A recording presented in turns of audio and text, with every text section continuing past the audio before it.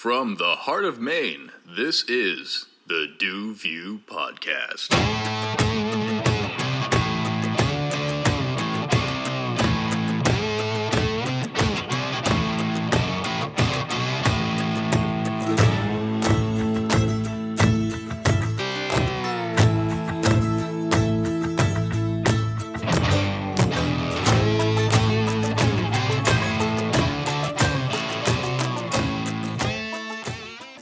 Right, and welcome to your November episode of the DuView Podcast. I am your host, Du, a.k.a. Ryan Dumond, as always. And joining me to my right are two bang-up electricians from the KVCC electrical program that I'm also a part in, Mr. TJ Mihalakis and Mr. Will Dumond. Guys, welcome to the DuView Podcast. Very happy to have you guys on. Appreciate you having us. Yeah.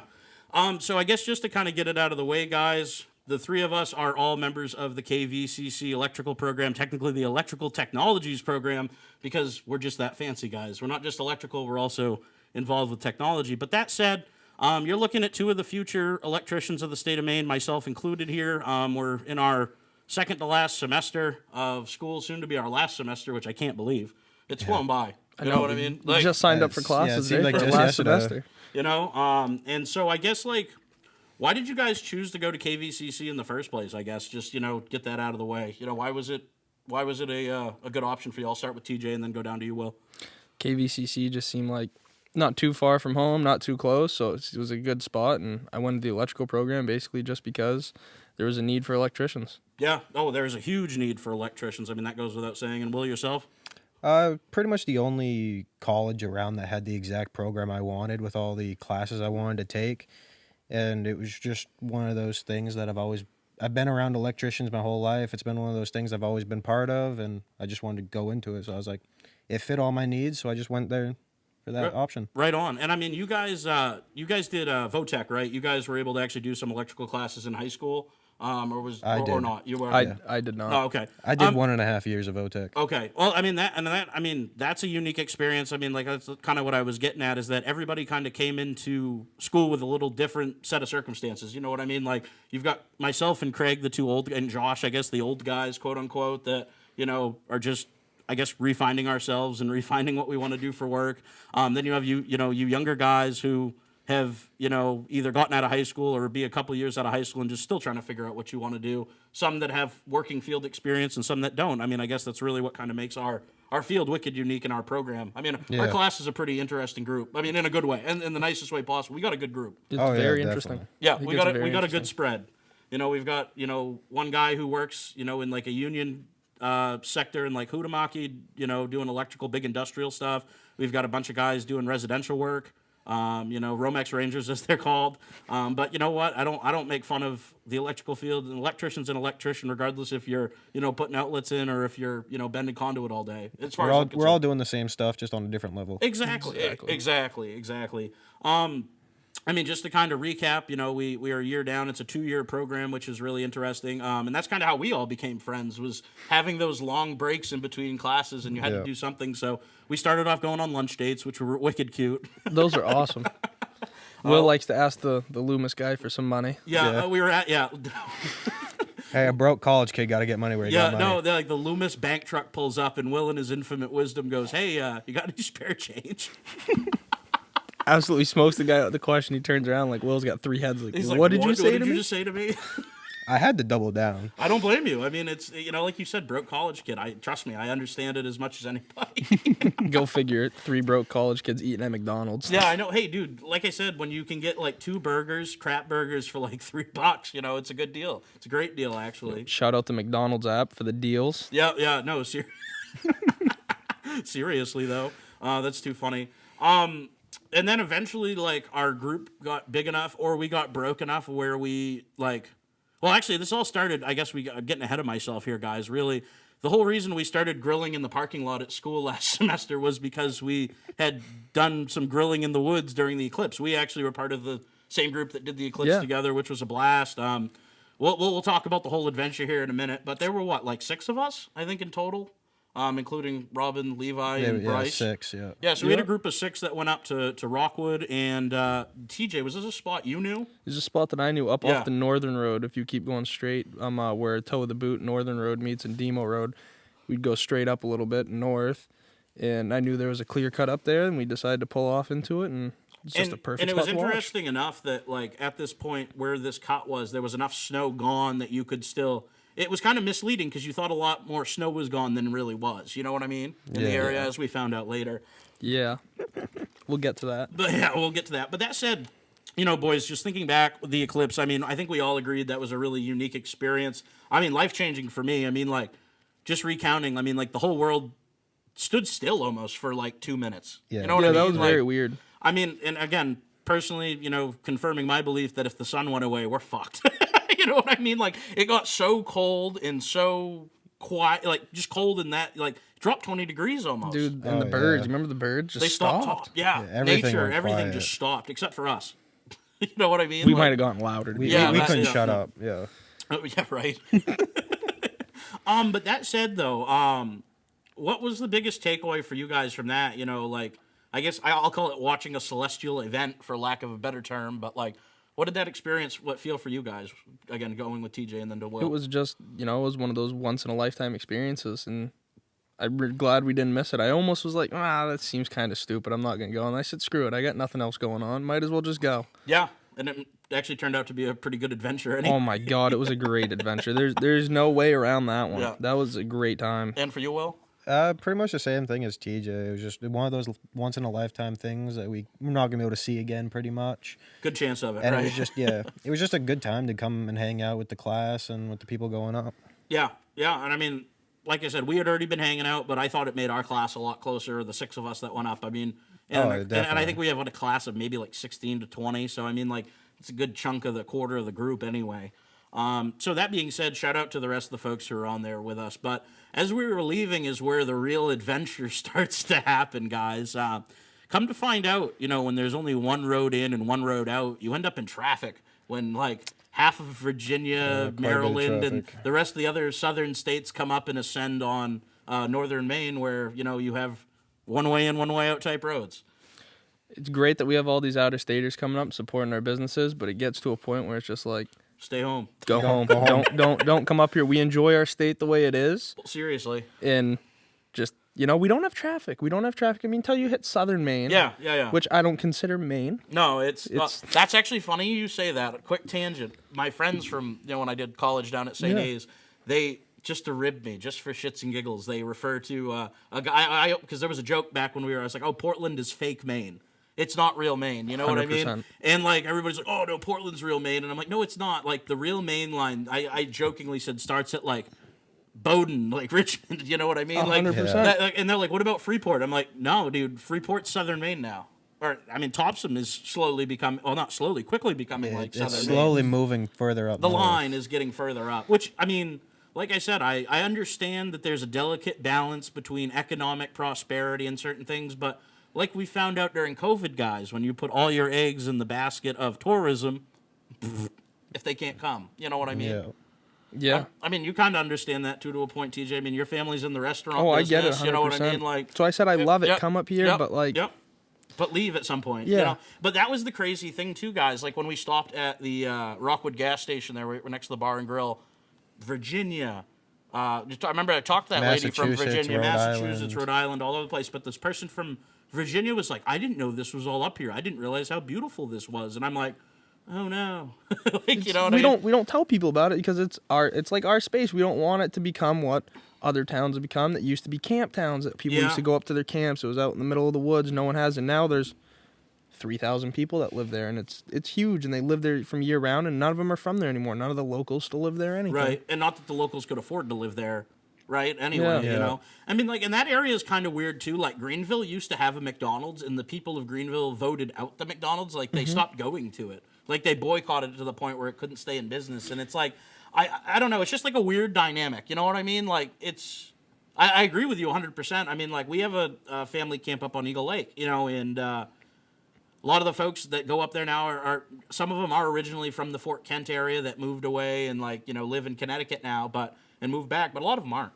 A lot of people have camps up there, more than what you'd think being that far north. Even the county's getting populated. Oh, yeah. Oh, no, without a doubt. No, without a doubt, guys. And I just, I mean, and that's funny. The county is and isn't getting populated in a roundabout Parts way. of it are dying, parts of it are thriving. It's weird. It's really weird. It's really weird. Like even the I say the route. Presque Isle's dying. Presque but Isle's it's pretty dying. much dead. You know, like, and it's just weird. And Holton's not exactly a slam dunk in the hole. I mean, like Even Bangor's starting to die a little bit. it's interesting. I mean, Bangor's in a weird place because again, you're the second biggest city or third. I think second to third biggest city. I know they kind of combine Lewis. They and also Auburn have as the one. biggest airport. Yeah, well, on the east side. Yeah, right. Yeah, no, that's a good point too. I mean, and it's just So it's really weird. it's their weird how, dynamic. like I said, the line of Southern Maine is. I mean, eventually the line for Southern Maine is going to hit Augusta. Yeah. It's going to. I mean, eventually. Boys, it has we moving up north. The Yeah, Allegash. I know, right? Yeah, that means we have to move 3 hours north, right? Millinocket bound, you know? Even Millinocket, dude, super populated. It's like people who just found out about Katahdin. You go there in the summertime and it's packed. It's banging. Yeah, no, that is a big draw for that area too. I mean, Oh, it's huge. I mean, I remember my dad talking about when the mills were still around. Like he was an insulator, and so he'd go up there. He was actually up in Millinocket during the flood of '87 and couldn't get home. Like Yeah. stranded up there. That you is know what I'm also a saying? good point you said about mills because we aren't old enough to be able to remember when those places were thriving like they were. Because I couldn't imagine those towns when they were. The closest we've had to like seeing major like mill that was in operation and no longer and seeing the effects is like the J mill. I'm sure you probably know a lot of people in the Winthrop area that probably worked Yeah. at that mill. And then when it blew up and they just never planned to rebuild it, Yeah. which is too bad, you know. But like that's what I guess what I'm trying to get at in part two. I mean, now we've gotten off on a long tangent from the Eclipse, but that's fine. What I'm getting at though, economically, is that you got to have a diverse economy, even in a state like Maine. That's why I really respect like Origins up in the Farmington area, dude. They've brought back manufacturing to the state of Maine, like for their. I mean, given it's for their brand, but.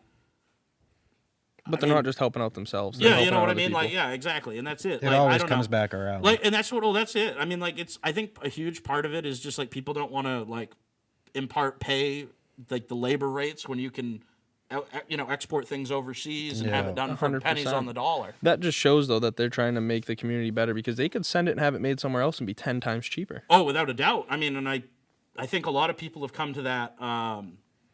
That point themselves. You know what I mean? But at the same time, shipping is getting so expensive.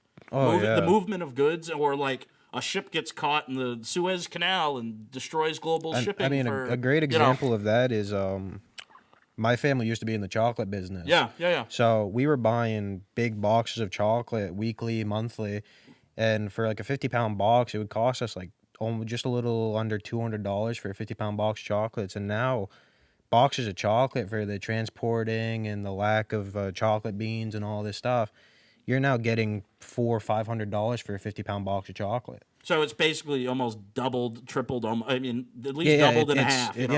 Pretty much. Yeah. It's still going up. Yeah, and I mean, To sell reasonably for chocolates, we were selling $22.95 a pound, but now in these prices, we'd be selling almost close to $60 a pound. and you can't do that. I mean, No, well, you and you can, can't- but you can't- but nobody you will won't be buy in it. business long. Oh, who's gonna No. buy chocolate? No, they won't. They'll go to Walmart and they'll buy Yeah. Great Value brand chocolate. I mean, I got nothing against Great Value brand, but I do against Walmart. But you know what I mean? Like, Yeah. that's again prime example of what we're talking about, right? You know, it's like if you're the big dog, you got the shipping deals and everything like that. You know, you've got things in place. But if you're new and upcoming or a small business or a local business, then it becomes a little bit more difficult, especially in an area like You get Maine. screwed in the long You guys run. can't grow that shit up here unless you had like controlled greenhouses that are like Yeah. super humid. I mean, because it's cocoa a pain beans in- grow in a yeah. very unique It's environment. almost impossible to And grow to them if I'm right.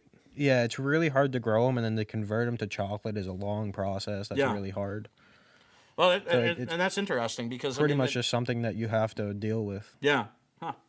I mean that's unfortunate, but I mean I guess like part of me is like, well, that's the price of doing business, but part of me is like, well, now you're not going to have any like local chocolatiers or chocolate shops anymore. Yeah, that's why a lot of them, the quality is going down, is because they're starting to buy low quality chocolate to bring the price back down. See, and that's too bad.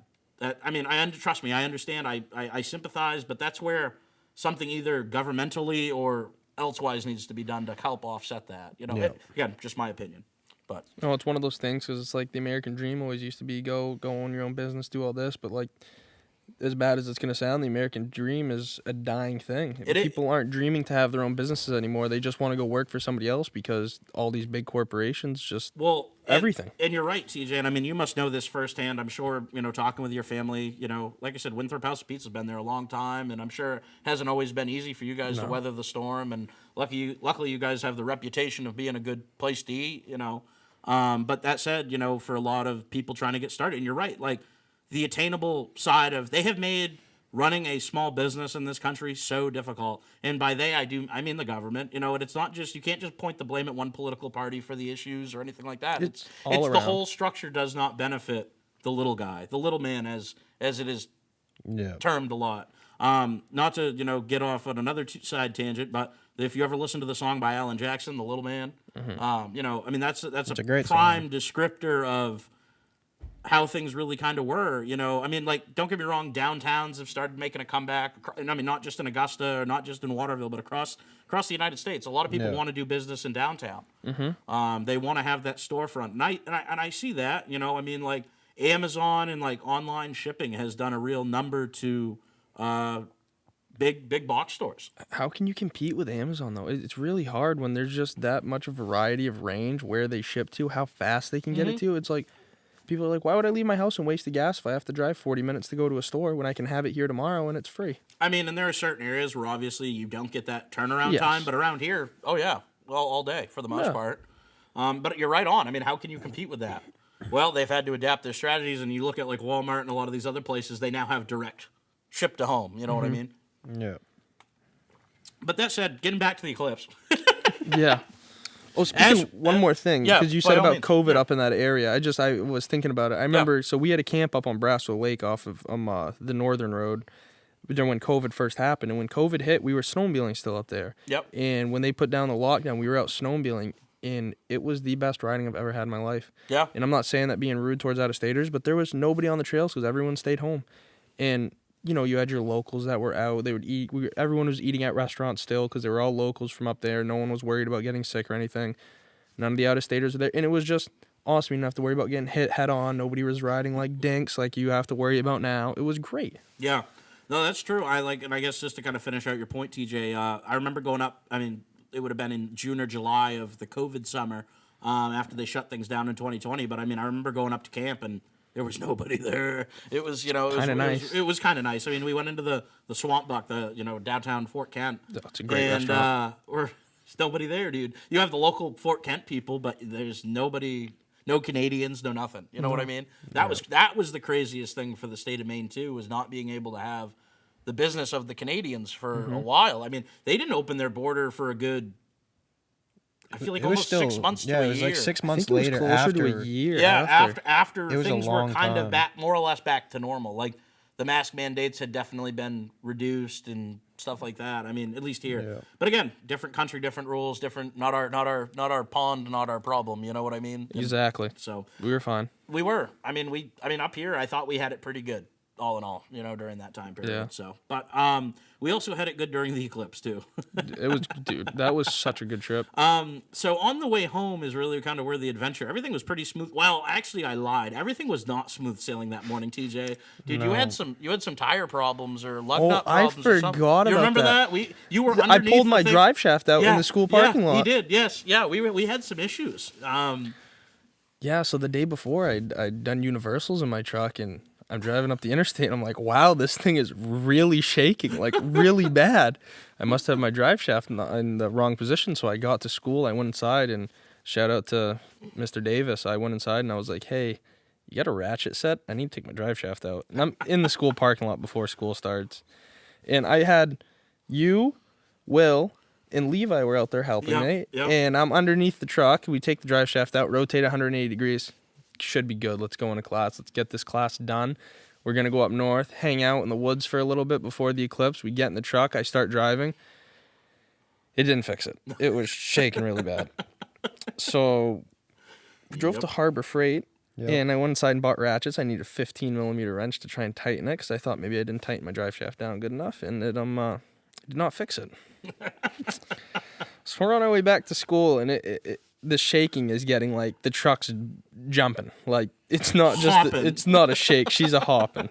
So I pull over on the side of the interstate at this point because I'm like something's broken, and I look and my wheel is it must have been at like a Like both of us had it at the same time. Yeah, like- the second we pulled off, both of us had the idea that it was like, oh man, what if the tires? I was like, I wonder if I have a flat tire. And I looked out, and my tire's got to be, my whole rim's at like a 15-degree angle. I got like 5 lugs are gone off the one wheel.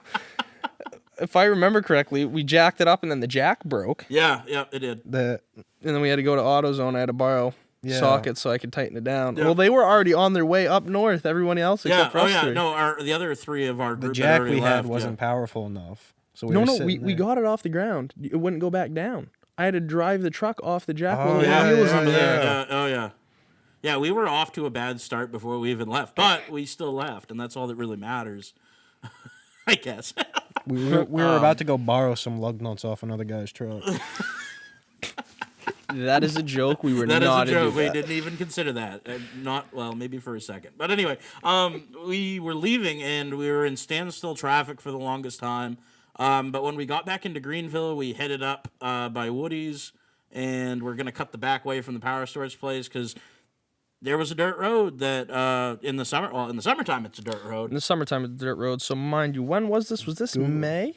It was, I think, end of March, beginning of April. I think it was April. I don't Yeah, it was remember. April. It was April. It was April, I think. So up where we were in the northern road, there wasn't much snow left. There was some in like your fields, in trees and stuff. It was pretty much gone. There was a few little snowbanks, and in between Greenville to Shirley Mills, there's this dirt road. It's about 20 miles long. Don't quote me on that. And I was like, boys, We'll cut the traffic. I know this way. It's a dirt road. I bet you nobody's going down it because they just don't know about it because they're all from out-of-staters. Yep, nobody was going down it, that's for sure. I got my navigator sitting next to me here. He was in the back seat of the truck at the time. And Little side point for this. I had not been up in this area where we were going, so I was navigating based off just what I could find off Google. No, this is So 100%. I was my going fault. off exactly what I knew for information. Ryan's sitting in the passenger seat like. Back seat. Was I in the back seat? No, you were in the No, you were in passenger the front seat, seat. and I was he's in the looking back like, seat. I am way too old for this. I don't know Yeah, where we're going. why am I here? Yeah. But that's a little bit beyond because we got like 5 miles down the road, and it was perfectly beautiful. fine. It was There perfect. was dirt. There was a tree in the great. road, but No, there was dirt. There was. the tree was in the dirt. Yeah, the tree was in the dirt. So we moved one tree. I was like, no issue. big 'cause deal. That weekend before, we had just had that windstorm, wasn't it? The weekend before. Yeah, we had that big windstorm. It took down a lot of trees. So we hooked the chain up to it, pulled it out of the road. Mind you, we're on a railroad bed, so we can't turn around. There's not enough room to turn We're around. going straight. And we're going along.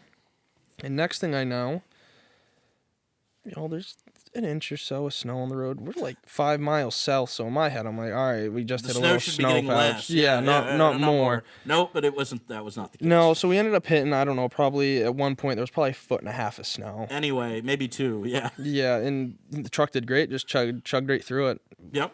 No. Didn't leave us stranded, so I can't complain. No. We did pull through it.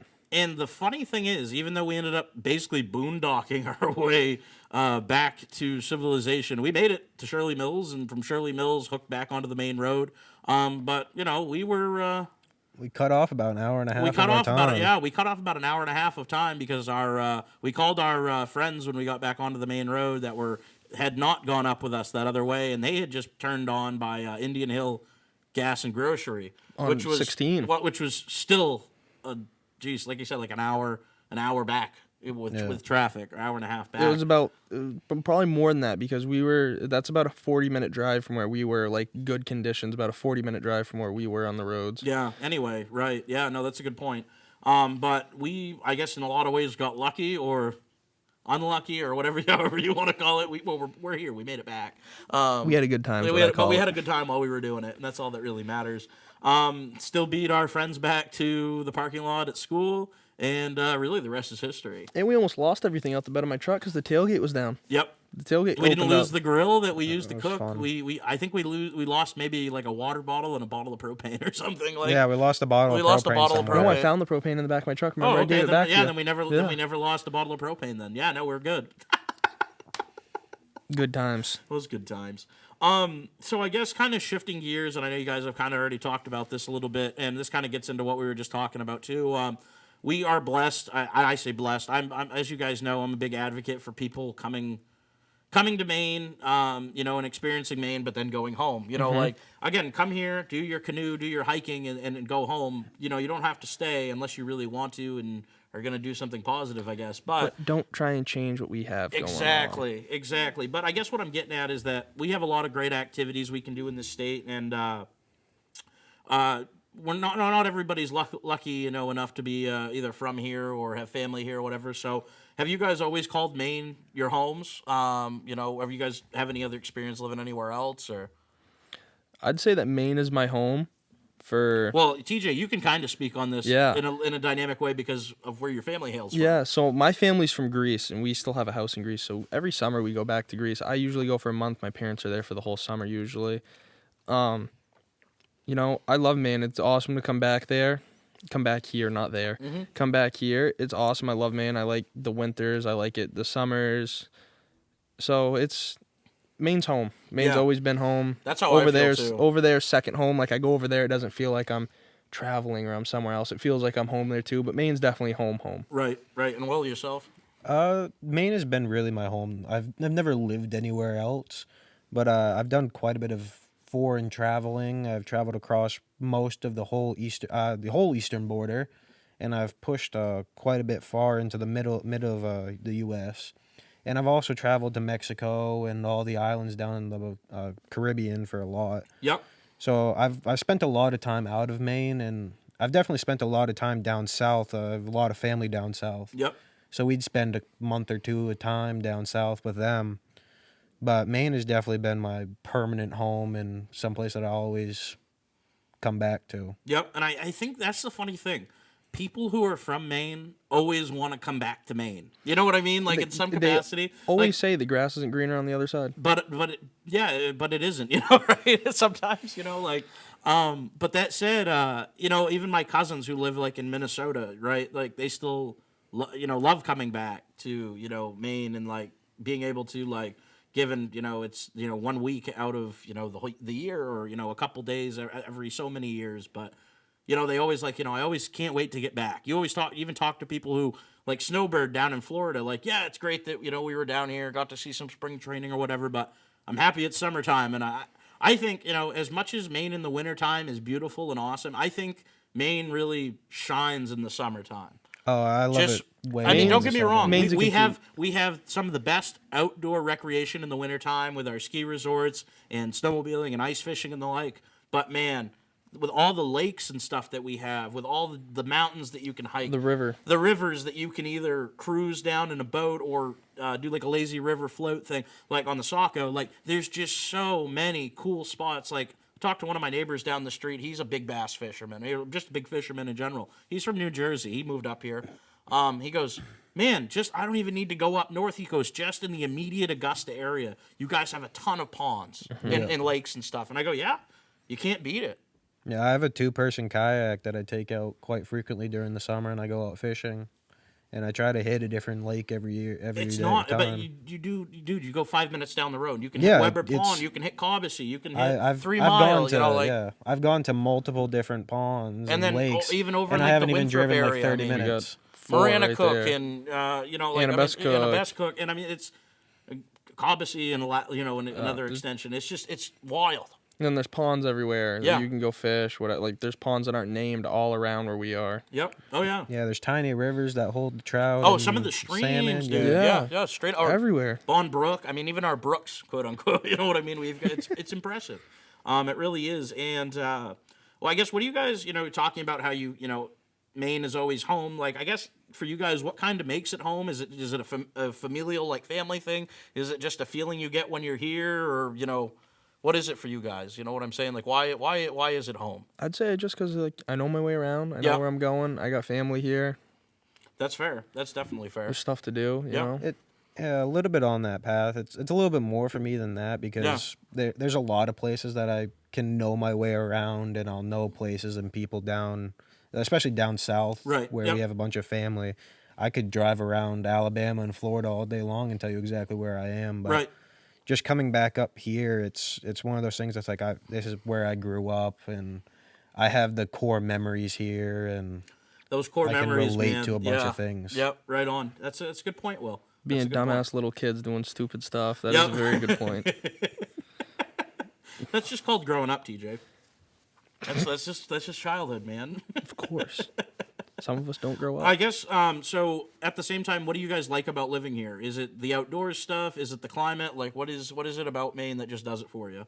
100% the outdoor stuff. Yep. I mean, if you think about it, like, there's not, like, you don't have arcades all around and stuff, or, like, stuff to go do indoors like you'd find in a city or something like that. Few and far between. Yeah. You do have arcades, but you got to travel to Portland. Yeah, you got to travel to them. Or I guess, like, you can go to A&G and go play pinball, you know what I mean? Like, And buy a gun Yeah, at the same shout out buy a to gun time. at the A&G. same time, right? Yeah, Shout out to yeah. and the 72-hour hold. Yeah. We won't speak on that, though. Yeah, we'll leave that for that. That's a whole other debate for Yeah. another time. No, but, it's just mostly just being outside. Yeah. You know, yeah.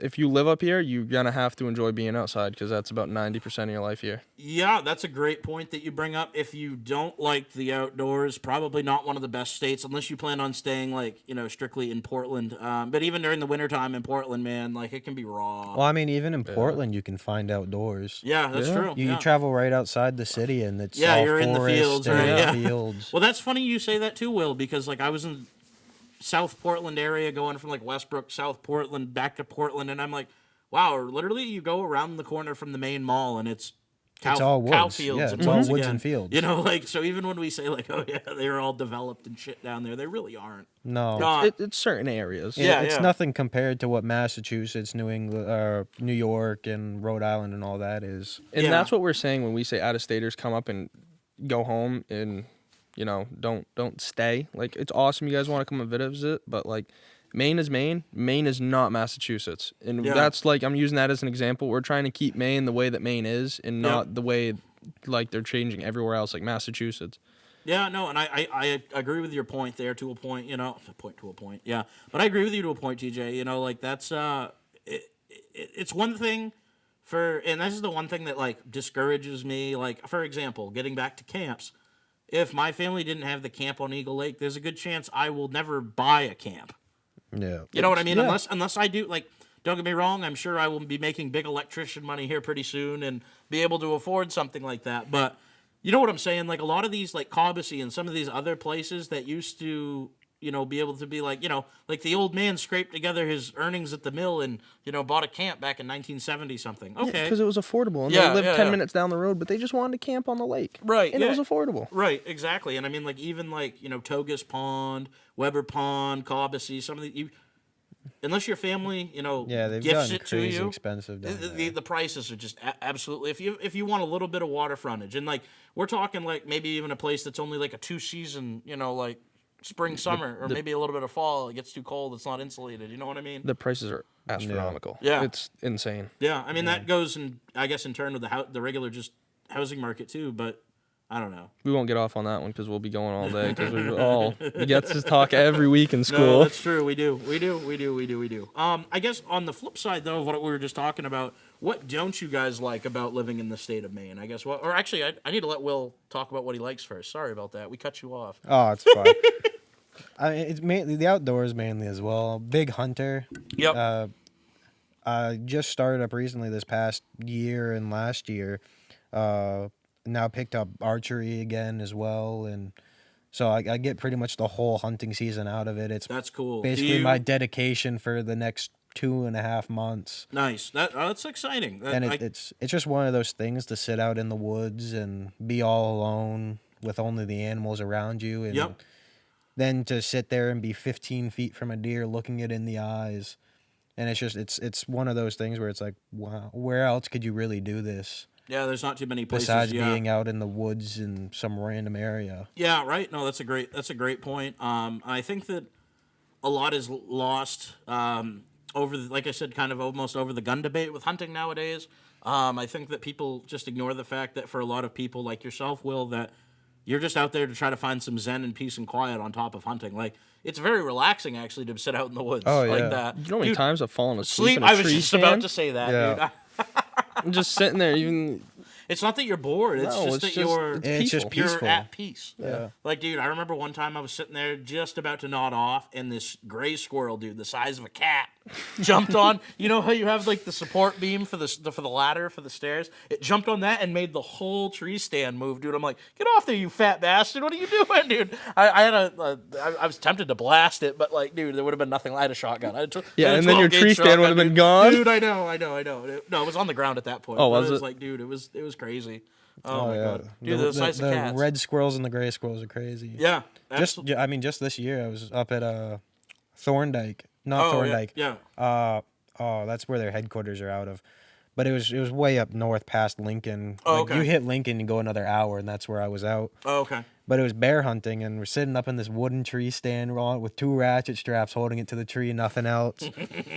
And a red squirrel came running up the side of my tree and was standing and just looking at me, making a ruckus and all that. And I'm sitting there with a 270, and I'm like, I'm gonna shoot you. I'm gonna do it. There's not gonna be anything left. I'm gonna do it. At the end of the day, it's just a squirrel. Yeah, right. It was making me mad. Yeah. Go away. I guess so. On the flip side, aside from squirrels and chipmunks, though, what I guess don't you like about living in the state of Maine? Because as much as there's always a lot of positives, there is a 1 or 2 negatives kicking around, right? You know, we keep it fair and balanced here. Yeah. Well, I'm gonna have to let you go first on this All one. right, I gotta think about this that one. is fine. I mean, for me, it's really the winters. I just don't like the winters really because I'm not a huge skier or snowboarder, really anything that. That is the one downside. If you do not So like it's- wintertime. It needs a snowmobile. Yeah, I think that's the problem. If I had a snowmobile, I'd probably like it a little more. But it's just one of those things. I don't really do much out in the winter time. Yeah. And so, also being in Augusta, I have to go distances to actually really do anything. And it's funny you say that So because it's one of those things that's like, yeah, it's nice to see the snow and all the beauty of it, but for me, I don't really do anything during the winter time. yeah. So it's kind of like the one downside. Right. Yeah, that's fair. I don't know. It's just the last couple winters we've had too have just been kind of subpar in a lot of ways too. I don't know. I don't know why. I think I know why, but again, that's my own personal thoughts and feelings on things. But I think we're in for one this year. You think we're due for one? I think I we're due hope for so. one. I think we are in for some crazy I would hope weather so this year. because funny, like you said, oh, I'm in Augusta, I have to go places to do stuff with the snow, and that is true, but it wasn't always true. No, because I remember in when high it would school, drop 1-2 feet dude, of snow. straight up, we left from the field back here before all the other houses were built. We left from the field and went to Albion, dude. We could have made it. I mean, talking with my dad, given 20 years, 30, 40 years before us, but 20 years anyway. But, when they could ride from ITS 85 in Augusta all the way up to Fort Kent if you wanted to. Mm-hmm. Yeah. You know what I mean? Well, I remember when I was younger, even then, people would take their snowmobiles to school. Yeah, they still do. I know they still do, but they do it with no snow anyways. Yeah, right, yeah. This was back on the Western Avenue. Yeah, I'd see snowmobiles go down Western Avenue every once in a while. Speaking about We'd have that, enough I remember snow days. Yeah, I remember when we used to get a lot of snow and people used to take their snowmobiles right down the road. Yeah, no, that's true. It used to happen all the time. That's very true. And then I was gonna say something else. I don't really have a takeaway from Maine, to be 100% honest with you. There's nothing that I can pick out that I don't like about Maine. It sucks that a lot of people have closed down trails. Out-of-staters have come up, bought houses, and they go, well, I don't want anyone using my land. When for the past 80 years that the same families own this piece of property, they've never cared. But, it's their land. You can't be mad at them for doing it. It's their decision. It's not anybody else's. So it is what it is at the end of the day. The only thing I will say that I think we're going to start having an issue with here soon is it's going to be a takeaway from Maine is the Maine Canadian border, I think. Can you give me a little bit more what you mean by that? So, with just people crossing it illegally, there was actually an article a few days ago. I see what you're saying. Yeah. Yep. That's the only takeaway I have. But like I said, it's not Maine's fault. I guess kind of just to finish off your point, we have seen an increased amount of people trying to cross into the United States illegally by flying through Canada or flying into Canada and then coming across the U.S. Canadian border. It's really easy.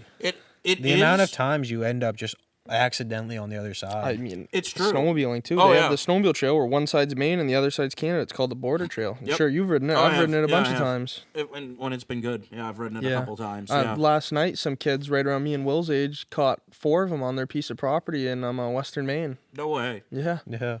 Arrested. I'm waiting for the sheriffs to show up. That's wild. I mean, I know, speaking even to, when my aunt and uncle lived up in Fort Kent, she was a nurse at a nursing home in, I believe, Frenchville or Madawaska or something like that. And so she would be going across like, the upper crest of the state along the St. John River. And I know that they had either Aroostook County Sheriffs or Homeland Security or both, one of the two, come stop by the nursing home one day because there was like a suspicious vehicle or something. And it was tied to about like 16 people that had floated across the St. John River. I don't know. I think they were from somewhere south of the border or somewhere over in the Middle East, one of the two. But case in point, it was a problem. Yeah. They caught the people, but that's the one thing I think that people do. It is easy to go back and forth, but they do have to give Homeland Security and the Border Patrol a little bit of credit. They do have sense. They know work, you're there. You know what I mean? Like, yeah, they do good work. And I do have to give those guys. But I mean, even still, with how good of work they're doing, it's still if I'm super not easy mistaken, to cross a friend of mine has a friend that's Border Patrol, and he was explaining to me or to us that for you to get a position up at Jackman or Fort Kent you have to go down south first. You got to go play down in Mexico with the big boys and fight the drug cartels and shit like that first. But like I said, security has always been a big problem for people, and not to get too far into the weeds on this, obviously, but like That's why I just security has always been a big thing, and I know, like, prime example, 9/11, right? Dude, I was actually on the road that they came down through. They came through Maine, dude. If you sat at the Pizza Hut in South Portland, you could have sat in the same exact booth where the guys who hijacked the planes on 9/11 were. The place I was up hunting at was actually on the road that they crossed down through. Yeah. It was only about 10 miles up the road was the Canadian border that they crossed down through. Yeah, and I mean, like, they drove right down past where we were hunting. And again, this is something that we've seen, it's pretty normal for our generation, you know what I mean, to like TSA on crack and, everything like that when you go through the airports. Yeah. But, I mean, travel used to be so simple because Oh, yeah. you didn't really have terror. I mean, when our parents were kids, they just walked on a plane. There was terrorism or there were acts of violence, don't get me wrong, but like not to the same extent that there is now. But that said, aside, people want to stay safe and feel safe, and to be a real nation, you got to have secure borders, right? Yeah. I mean, that goes without saying, and there are ways to do it without demonizing an entire group of people, or you just got to put some money into it, though. Yeah. Part of it's hiring more people and using technology. I think a lot of fields in this country suffer and are suffering because they don't adapt. Mm-hmm. They don't want to get with the times because either they have people in there that are afraid to change or are afraid of change, or they just are untrusting of technology. And like, there's a line, right? As we saw with like AI technology, there's a line in the sand where we don't want to cross. 110%. Right? But using some of these things, like drones and other things like that to secure instead of, having them, you can have those things fly back and forth all day if you so chose. You know what I'm saying? Like, and again, like you see it, between things in Ukraine and different war zones, how things are getting very, very small, in terms of drones. I've showed you some of the pictures dude, from that. It's amazing. It's truly amazing. It's not hard to build that stuff. It's scary, to be honest with you. I've built 3 myself. Yeah, I mean, that's what I'm saying. Like, same thing You should clarify what you're building instead of just saying that, not, please, before we're on a list. Not the bomb drones. FBI, go here. Yeah. ATF, open up. No, just the RC FPV drones for hobbyists. Yes. Will is a drone hobbyist. Yes. He is not a terrorist. No, I am not. We would like to note that. Just like and if he is, we two we are not a part of it. in any way. Anyway. No, but I mean, even still, the hobbyist equipment is the same thing that they're using. Yeah. Which is putting a huge damper on that hobby and the interest of a lot of people. Yeah. Is because it's now sitting there and they're starting to regulate what you can buy for hobbyist equipment. And it's now shutting down a lot of industries and manufacturers. That's too bad. One of the biggest, there's a thing called a drone stack, which is basically the brains of the whole thing. Yeah. And there was one really big manufacturer of it. It's BLC Heli. Okay. And they were over in Europe, and they were like the biggest manufacturer. Every single drone stack would use their equipment and their programs.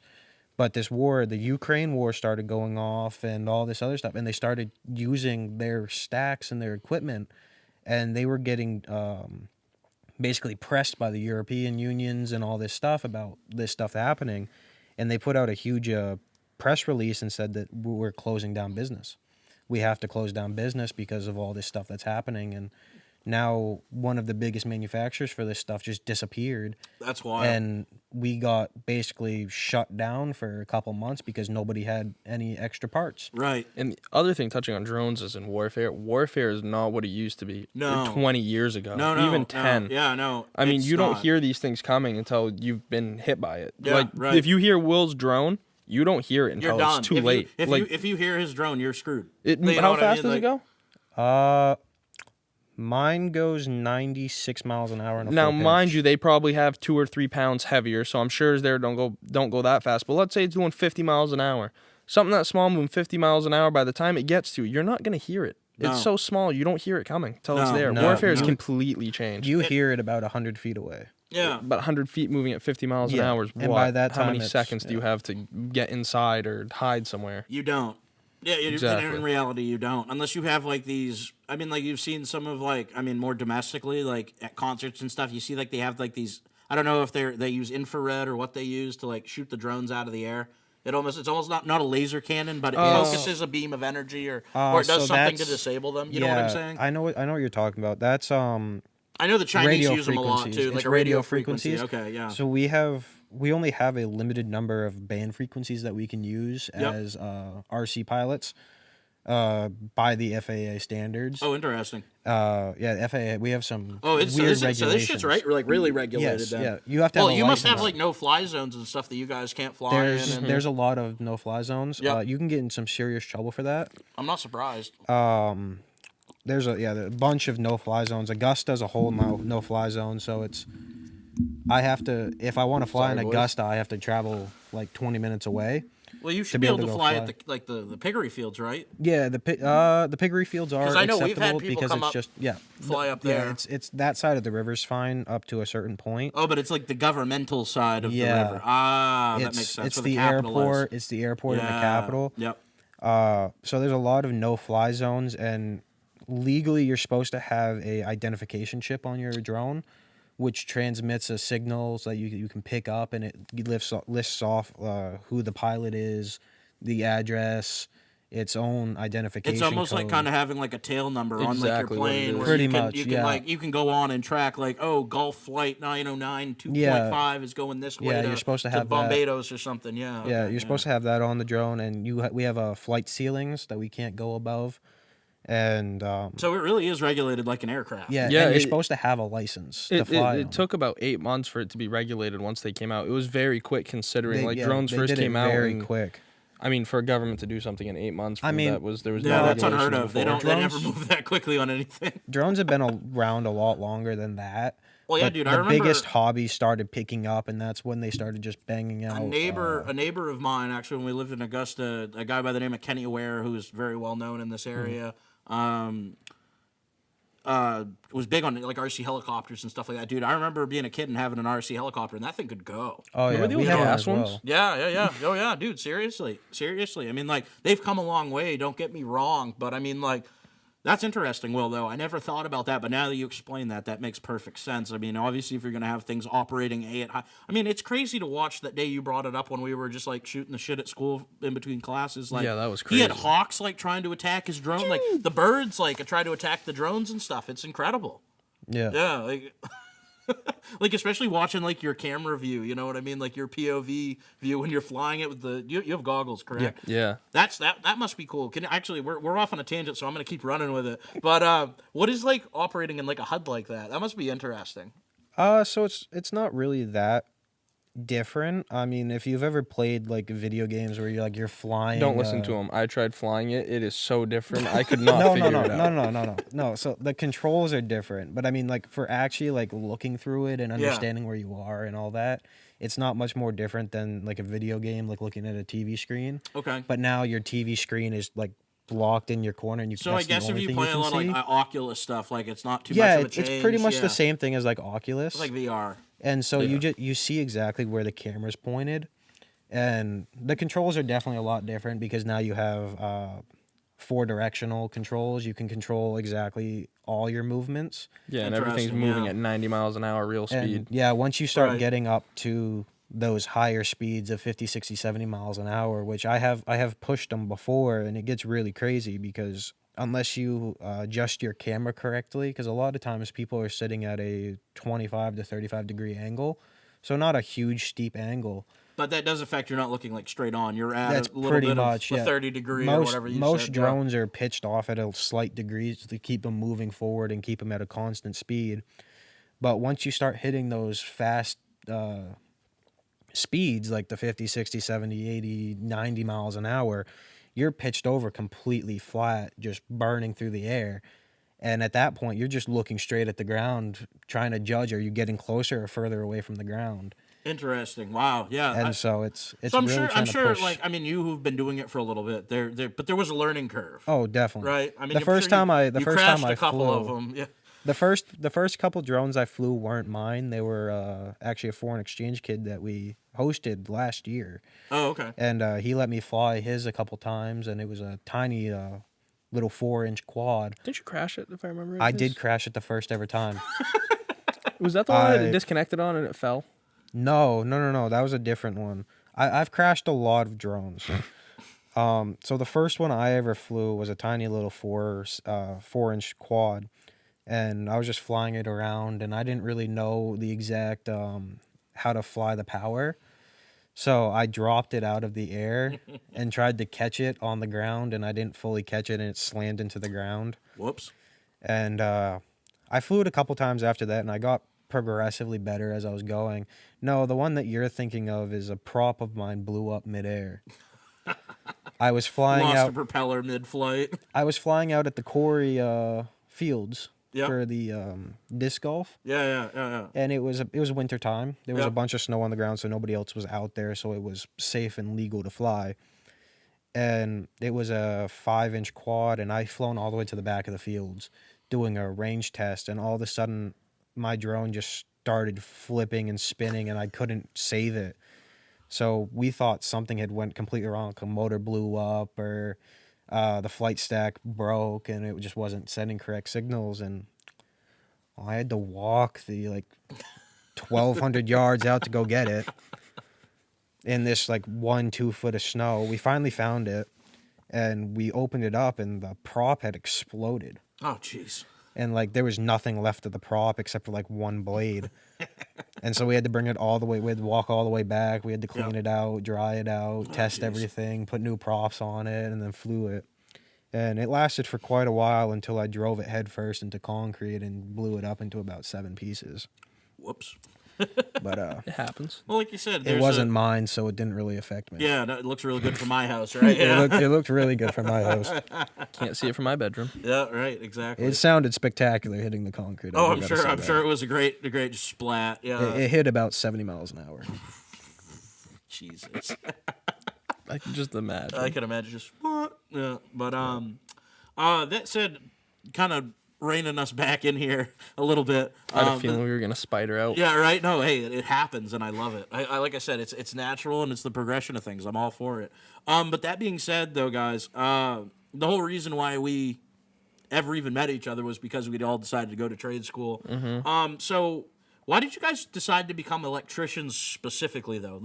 There are a lot of trades out there. You know what I mean? Well, I mean, I've kind of already given my right. answer. I mean, that's fair. You've had a lot of electricians. I mean, I guess was- TJ, why did you pick the electrical field? And I'll give my little spiel in a minute. But There was a saying my buddy had. I can't think of what it was called now. But knew I wanted to do something with the trades. I like working on cars and stuff, but that's more of a hobby, and I've always been told since I was a little kid, your hobby's not your job because then it won't be your job anymore. and you might not love it as much. Exactly. Right? Yeah. No, that's So, fair. It was either go be an electrician or go be a plumber, or go be a carpenter. And I hate working outside in the freezing cold all the time. So if you're framing houses in the wintertime or doing whatever, just not fun stuff. Plumber, I don't feel like being covered in shit. Yep. So, electrician was the best choice. And to be honest with you, you can't really go wrong with being an electrician. You pull wire all day if you're doing residential, and, you're not covered in grease or shit. Usually. Yeah. there- It can happen. Unless you climb underneath the trailer, that's a Oh, different yeah. story. There are, but I get what you're saying, buddy. It is the cleanest of the dirty trades. You know what I mean? Mm-hmm.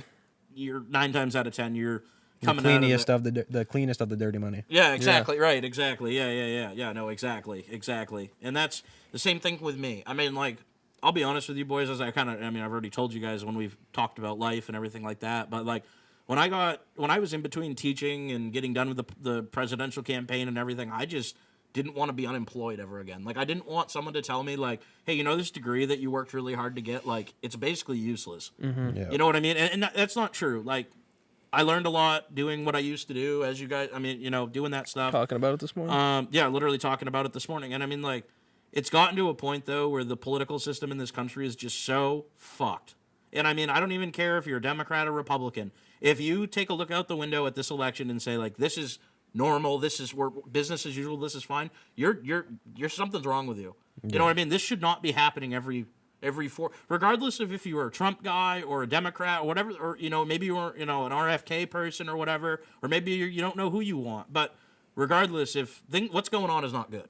That, I guess, is my point. There needs to be a change. There needs to be a change, and that's my biggest thing. And until there is a change again, I'm not coming back. You know what I mean, to that type of stuff. Like, I am happy being a tradesman, punching my, you know, my. And like you said earlier, it's not 24/7. You go to work. Yeah. You come home and you hang out. Unless you're the business owner, or, you know, like the foreman or something like that. Like, yeah, maybe you'll have to call a guy when you get home to make sure he's coming in the next day. Yeah, but even still. But it's not like you're waiting. You're at dinner with your roommate and some friends, and you have to go step outside to take a phone call. You know what I mean? Like, that's the type of stuff that gets old after a while, and especially when it's, you know, like I said, the last couple, you know, not including this what I'm doing now, but the last couple campaigns, it just got tough. I mean, there was no money, there was nothing. You know what I'm saying? And you have to make tough decisions, and, you know, stretch $100, and, you know, it's not easy, and especially if you're not like the golden boy for whatever political party you work with. That's, you know, or you don't have the super PACs or the whatever. If you don't have the money, it's tough. And so that's why I said, you know, I need to get into a field, not even just a trade, that you know, can facilitate that and make some decent money. And like, similar to you, TJ, my dad said, well, you have really two options if you want to go into the trades. You can become a plumber or you can become an electrician. And he goes, I'd recommend becoming an electrician. And I mean, because like I said, he worked in the trades in Boston. He was an insulator for 40 years in Boston, guys. So I had someone who had a wealth of knowledge in the trades and the union side of things, but still a wealth of knowledge in the field. Working, you know, he's worked some huge jobs, some small jobs, and, you know, everything in between. And so to hear that, you know, this is a good spot for you. And I mean, I feel like I've personally, you know, just speaking for myself, I mean, I've got a little bit more field experience than you guys. And you just get out there in the field and work every day. You learn to love it. You really do. Yeah. And especially if it's the thing for you. Like, do I miss roughing in houses and negative 10 degrees in the wintertime? I do not. Mm-hmm.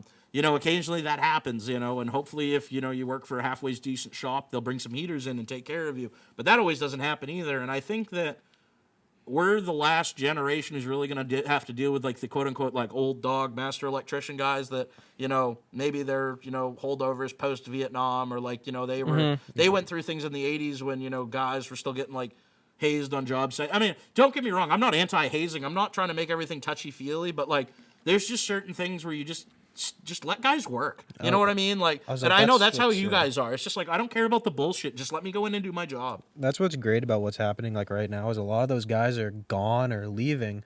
So it's pretty much just leaving up to the new generation coming in. It's now not, oh, what did you guys do for years and years and years upon end? What is tradition? It's now, well, what do we want to do? What are we setting the standard And not only as? that, I wouldn't mind working with some of the older guys, just because, you know, there's a few things that they're not going to teach us in school. There's wealth of knowledge there, don't get me wrong, but, like, some of the old school mentality sinks ships, dude. You know what I'm saying? Like, I'm not talking about, like, don't get me wrong, you need to learn off guys with experience. I'm biggest proprietor to that. You know what I mean? Like, you got to do that. That's a must. And you get some of these old guys, not just saying just in the electrical trade either, but you get some of the old guys that's like, life's miserable, but you know how I'm going to go home and drink a 30 rack to the face because I hate my life. It's like, well, dude, not all of us are like that. No, like, we're out here making money. We're doing what's good for us. We're going to make our money, go home, have a good time. That's, I think, the difference between, like, you know, like, I know it's like a joke on, like, TikTok or Instagram Reels or whatever, but, like, yeah, I just worked my third 70-hour shift of the week, and you only worked 40 hours this week. You little loser. Like what? You know, like. Don't get me wrong. I'd love to work 70 hours a week, 80 hours a week, but I'm not going to be miserable about it. Well, that's it. You know what I'm saying? And it's just like I think we've gotten maybe smarter is not the right word, but less attuned. You know, I don't know. Our generation just doesn't put up with certain shit. You know what I'm saying? I don't think that makes us weaker or soft by any means. I think it's just I guess perhaps a bit more intelligent on what we want and what we don't want. We know what we want and what we don't want. We've seen our parents work certain ways, and perhaps we don't want to do that. And they go, "Oh, you're lazy." It's like, no, we're not lazy. It's just if you can work 40 hours a week and still make the same money as someone who's working, 60 hours a week, why wouldn't you? Yeah. Personally, for me, I'm gonna work 90 still. That's fine, dude. No, TJ, that's all just the power me. to you. You know what I mean? Like, No, that's and just like you. I said. But I'm talking on average. No, though, yeah, you know I know what you Don't mean. call a guy lazy because he's trying to work 40 hours a week and go home. You know what I mean? Like, No, 100%. That's not right. That's what I'm getting at. Yeah. I think that is a newer mentality, personally. 100%. You know what I mean? Like, it just is what it is. I mean, and also, too, like, you get taxed hard depending on how much overtime you work. Dude. 55 and a half hours. Don't go over that. Yeah, taxes are taxes. But that said, Love those. Did COVID affect you guys in your decision, like for trade school or anything like that? I mean, or was that just? I mean, because again, like there's a separation between like when I got out of high school and when you guys got out of high school. You know what I mean? Mm-hmm. Big decision. Okay. Well, do you know why it was a big decision? You should know why. I mean, for me, it was I wasn't going to go to college originally. Yeah, me neither. I was just going to go into the trade, work my way up, and then eventually have to do the couple classes I would have to do to go for my journeyman's It license. was the same thing for me too, But it was, and then COVID came around and they granted free college. FREE. Yeah, FREE. So that is another huge difference between myself and my younger compatriots. They are just youthful enough to qualify for free college. That's true. I do rail against 2023 it. to 2025. Don't get me wrong. Guys. Thank you, Susan Collins. Thank you, Janet. And Janet Mills, bro. But that said, though, I am glad that they have programs like that.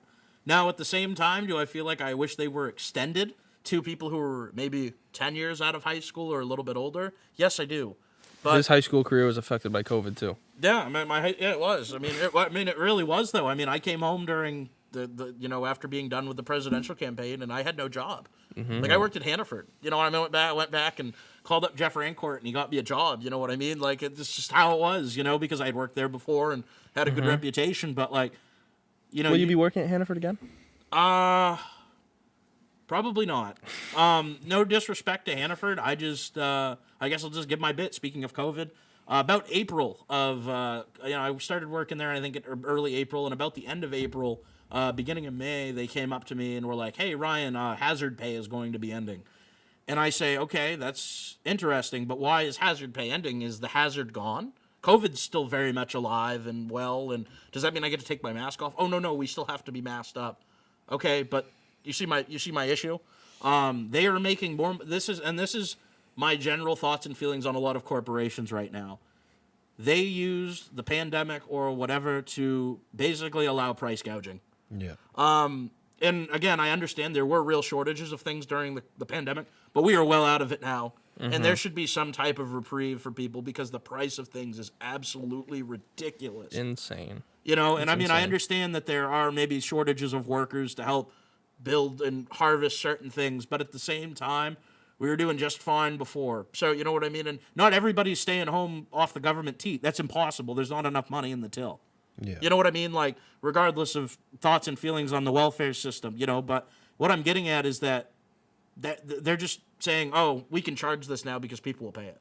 Mm-hmm. And I guess what I'm getting at is that, you got to take care of your people.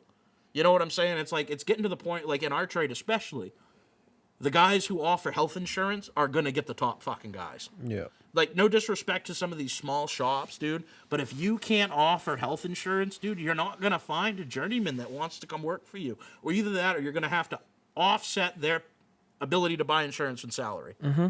You're going to have to pay that guy $40, $50 an hour so he can go home and buy his own plan through the marketplace.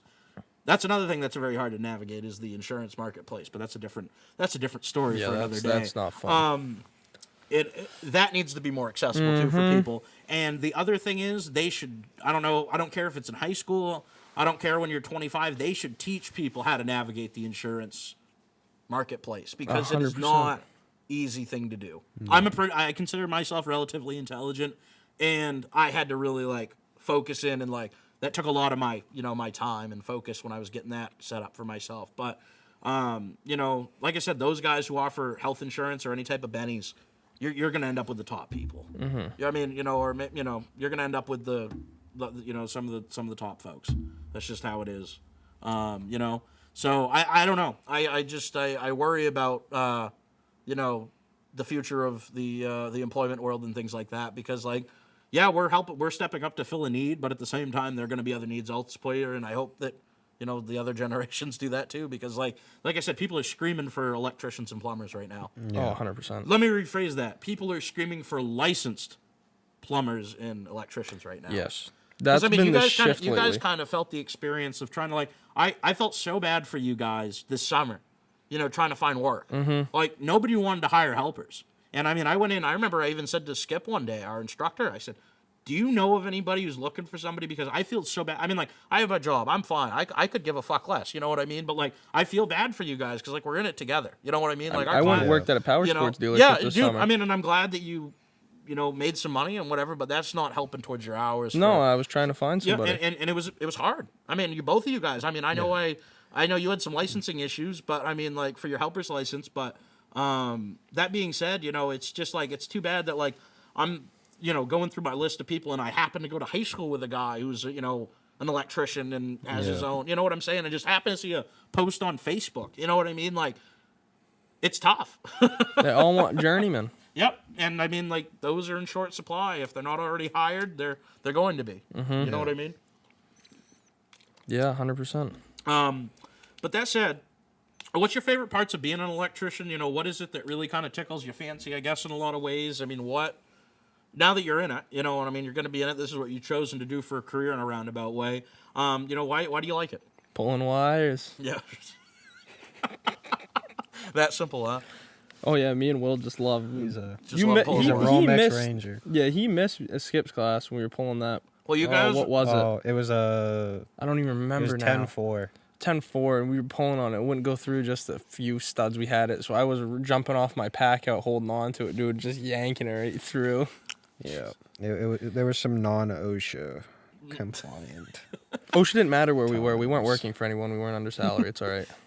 I don't know about that one, bud. There's no video volunteers. proof. Volunteer time, yeah. There's no video proof. Yeah, right. Yeah, so it didn't happen, right? Yeah. And Will, for yourself, It's not really as much of the wire pulling. It's fun to pull wires and hook stuff up and all that.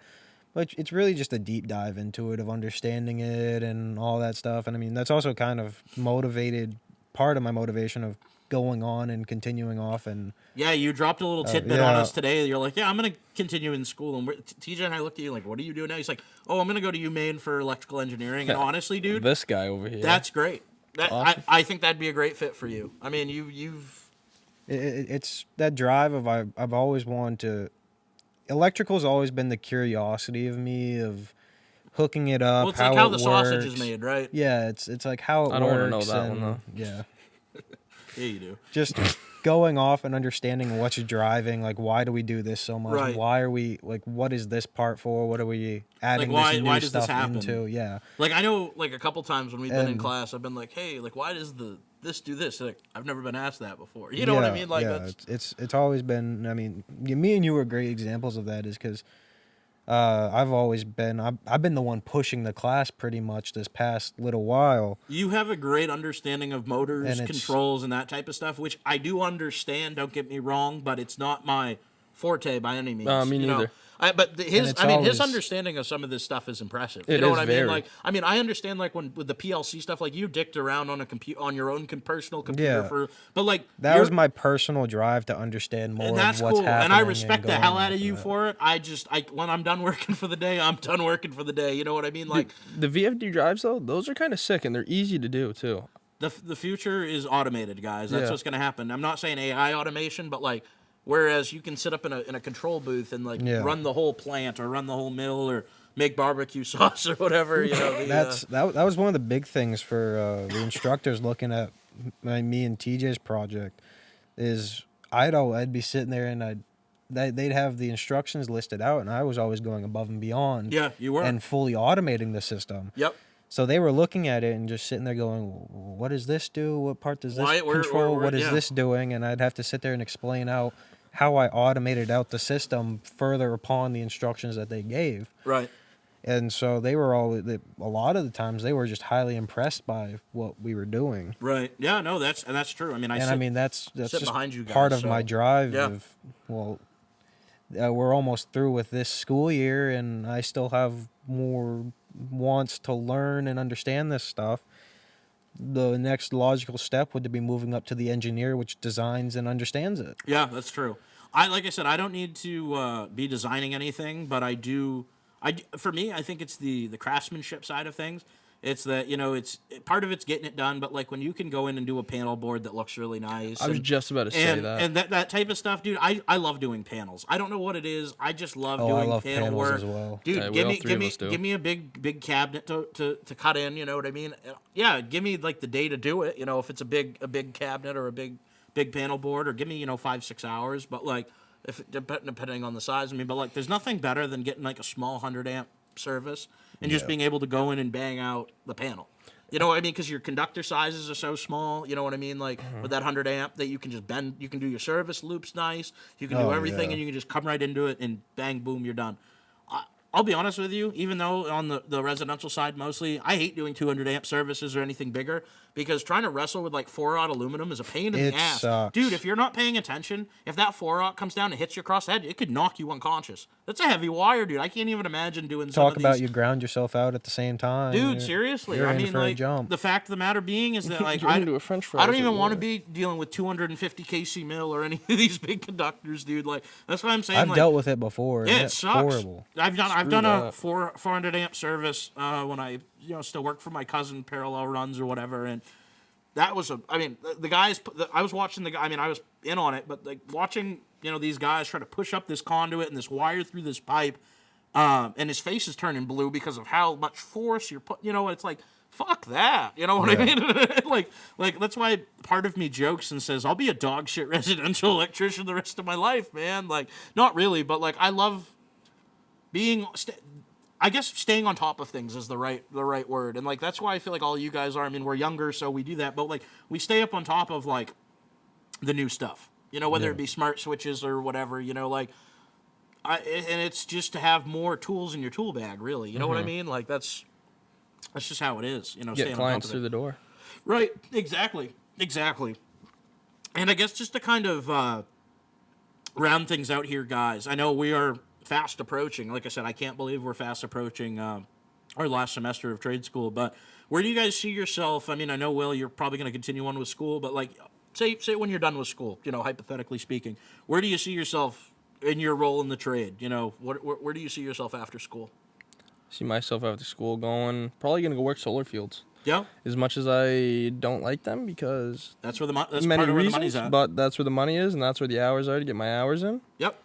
Once I get my master's, going to open up my own business and then go from there. We'll see what happens then. Right from on. then on out. And yourself? Like I said, I know your yeah. track could take a lot of different, but just hypothetically, I kind of have two different paths. Yeah. I thought about like going off on this. I thought about honestly just dropping out of this program and going straight out to UMaine.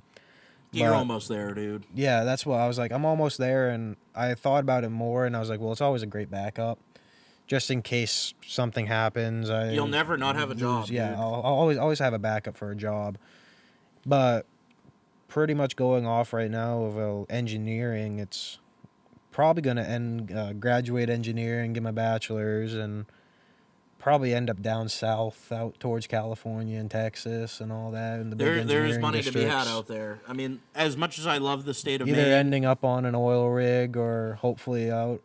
The program I'm going, they have a higher rate out at SpaceX and NASA and all that. Yeah. And that's been another thing that's always interested me is aerospace and astrophysics. Yeah, that's So a it's great avenue in there, right? So right. that's pretty much my dream job right now is to go out, work at NASA, SpaceX, work on the rockets and the electrical components for that. Yeah, very cool. I'd like to, I guess, speaking for myself on this, I'd like to eventually, I guess, I say I'm done with government, but I'd like to find a way to use my experience in the field of electrical and either be involved either in the energy sector, because I see that energy consumption is going to be a huge... That's another big one for huge. And dude, I'm a big on renewables to a point, like as long as they work and they're practical, but I'm a big hydroelectric guy. Yeah.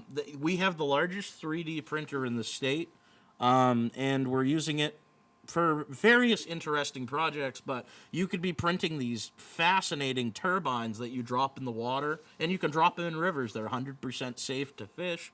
The fish swim through them because they're hollow. They're like, imagine a rod with a tri-head connected. I know what you're talking about. And they just sit underneath, and you could power like 4,500 homes per single generator or per turbine.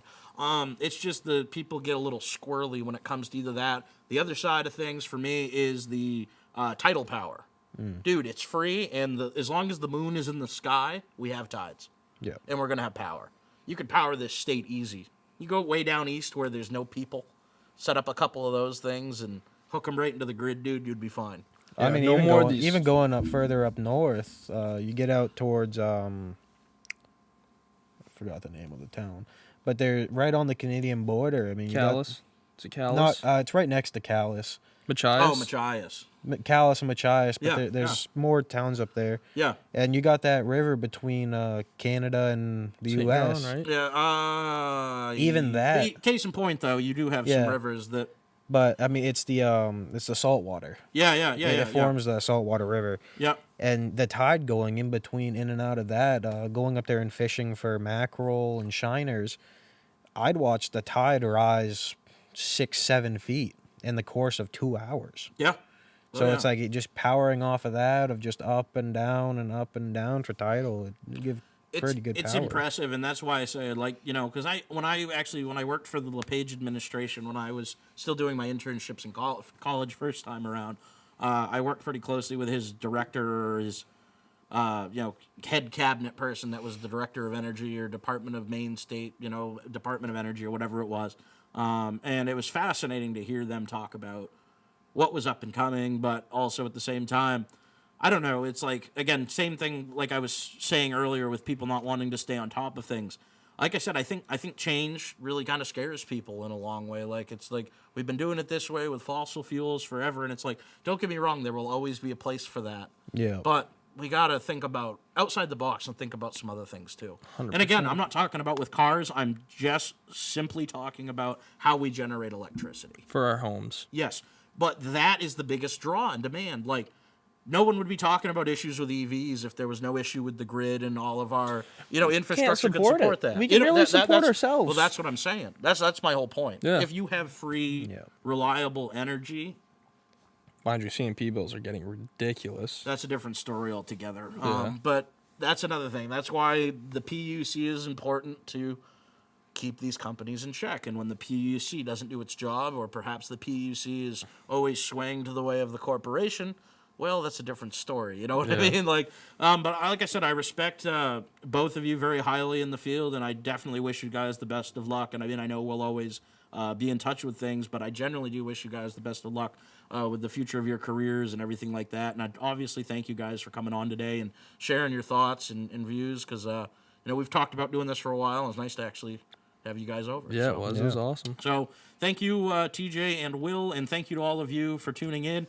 Greatly appreciate it, guys. So we will be back in December for our holiday roundtable. Always exciting. That's a good 4-person episode. So get a little precursor, I guess. We got 3 on, which is not a usual happenstance. Usually we're just doing 2. This has been great, guys. Like I said, thank you so much. But that said, if you want to keep up to date with anything we're doing on the podcast, DuView 207 on Instagram, and the DuView podcast anywhere you consume podcasts or media, including wonderful old YouTube where you can watch us do our thing or me do my thing and with these guys this time around. So that being said, guys, thank you to all of you for tuning in. Thank you to these guys one more time, and we will see you guys back here in December.